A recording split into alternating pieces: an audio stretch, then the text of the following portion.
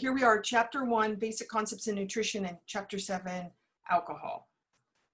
So just an overview, there's going to be 6 areas with a summary. So nutrients, food quality, lifestyle, achieving healthy diet, the scientific method, resources, and then a summary. So first off, nutrients. There are 6 essential nutrients. In the field of nutrition, the word essential means we have to eat it from the outside. It's essential that we get it in our diet because we don't make those nutrients naturally. All right.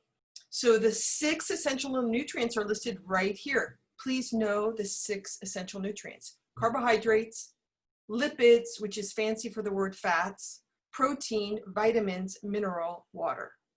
6 nutrients. We have to get in our diet. We do not make them. Now there's also the 6 food groups. There's the bread group, also known as the starch group. There's the fat group. There's the protein, the meat. There's a bias in that. I'm gonna talk more about what I mean about that in just a little bit. There's the vegetable group, fruits group, and the milk group.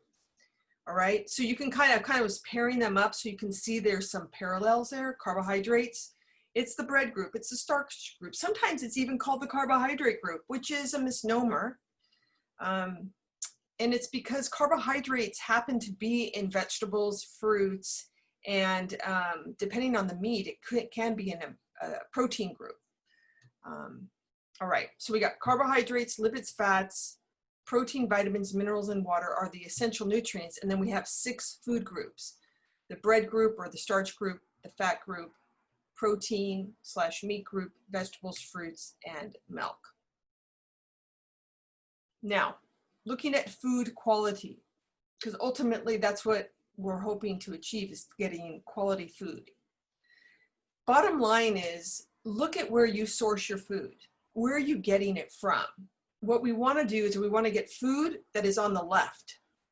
We want to make 95% of our food intake stuff that's on the left, fresh, real stuff, versus the stuff that's on the right happens to be packaged. Now, granted, you can get brown rice, it's packaged, it's in a bag, so there are some exceptions to this, versus white rice, that's instant rice. This is telling you the label on that instant means that when it cooks in an instant, it means it has no fiber. And we're going to learn the huge benefit of fiber and how we want to have fiber in our diet. So this slide shows very clearly down at the bottom, in the 1900s, early 1900s, 1900 the year, we had about 500 foods versus now we have 50,000 foods. We had less processed back then, we have more processed now. We had less sugar then, we have more sugar now. So bottom line, we want to go back 100 years in a good way. So here is another way to look at, hey, how nutritious is my food? Look at your plate. Look at the next meal that you are eating. How colorful is your plate? All right, we want to have color on our plate or color throughout the day. Maybe one meal is all the same color. Maybe you have a banana and some oatmeal, and in the morning it's kind of all that color. You can add more colors throughout the day. All right, so this is a fascinating chart showing how much we're missing of these different colors. So phytonutrients, breaking that word apart, phyto means plant and nutrients are nutrients. Nutrients, particularly vitamins and minerals. Phytonutrients are really focused on vitamins and minerals. Of the 6 essential nutrients, vitamins and minerals. So here, the thing is, phytonutrients play a big role in disease prevention. And the big players for getting phytonutrients is actually vegetables, and fruits. All right?